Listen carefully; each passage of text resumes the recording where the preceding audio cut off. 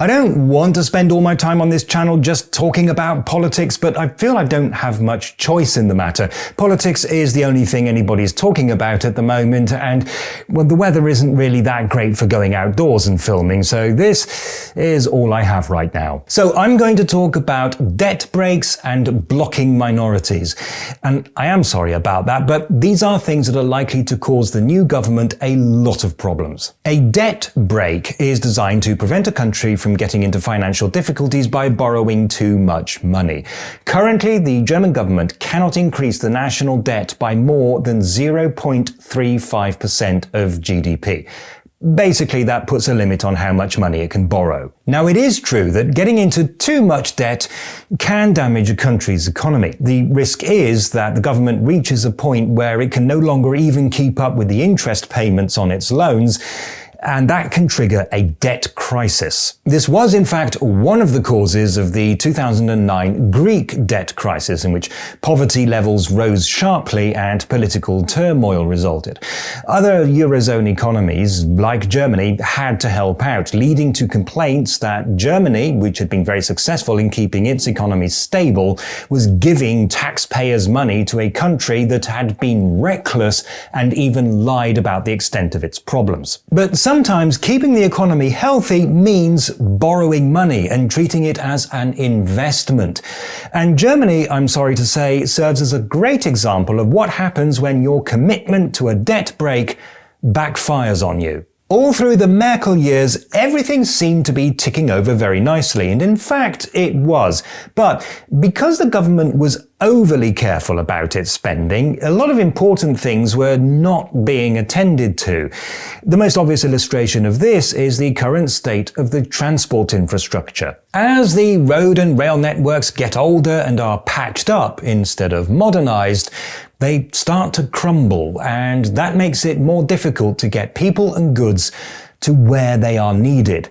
And that is not good for the economy. This is why the Scholz government had to launch a huge upgrade program for the rail network, costing tens of billions of euros and overhauling most of the long-distance lines as a matter of urgency, meaning that the government has to find a huge amount of money in a very short space of time, instead of a similarly huge amount of money but spread out over a period of 20 years. And now we're confronted with the US government's sudden change in its policies regarding NATO and the war in Ukraine, which means that it's quite likely that we're going to have to increase defense spending in the very near future. So it's very unfortunate then that the debt break is written into the basic law, which is Germany's constitution, because that means that reforming or abolishing the debt break requires an amendment to the constitution itself, and that means that the government will need a 2/3 majority in both the Bundestag and the Bundesrat. The idea behind a 2/3 majority is that if you want to do anything really drastic, like amend the constitution, you have to have cross-party support. It's extremely unlikely that any single party will get 2/3 of the seats, and so several parties will have to agree. That's great, but it does have one flaw.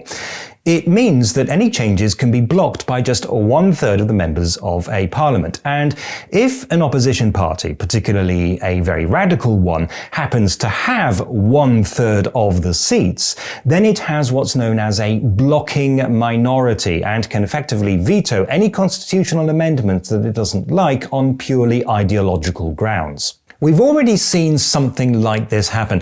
The AfD has a blocking minority in the Thuringian State Assembly and has been making it impossible for the Thuringian government to appoint any new judges or public prosecutors, something that also needs a 2/3 majority. The AfD, which is opposed to a reform of the debt break, doesn't have a blocking minority in the Bundestag and so can't actually scupper a constitutional amendment. At least not on its own, but it's not the only party that might vote against. One of the few surprises about the election is that Die Linke, a radical left-wing party, sailed in after experiencing a surge of support in the days leading up to polling day. It was originally doubtful that it would even clear the 5% hurdle, but it did, and with ease. And while the AfD and Die Linke are mortal enemies on opposite sides of the political spectrum, they do have some views in common. And one of those is that we mustn't go to war against Russia.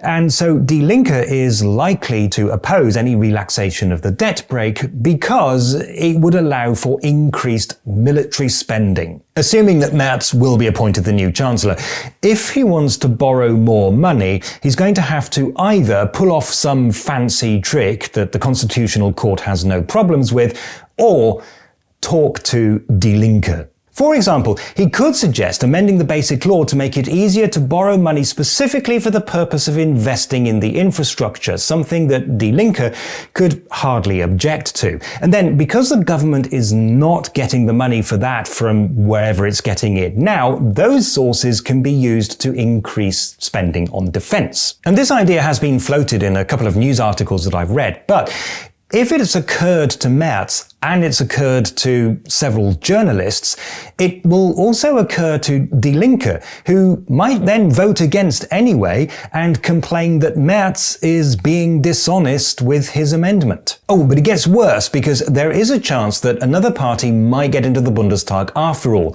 This is the BSW, the new party that recently broke away from Die Linke. The BSW failed to get the necessary 5% of the party list vote needed to secure seats in the Bundestag, but it was very tight.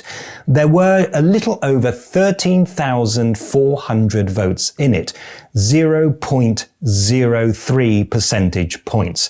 And because there were some issues with mail-in ballots from German citizens living abroad, the BSW is challenging the result. If an investigation or a recount gives the BSW the extra votes that it needs, that will give the opposition more seats and the government less.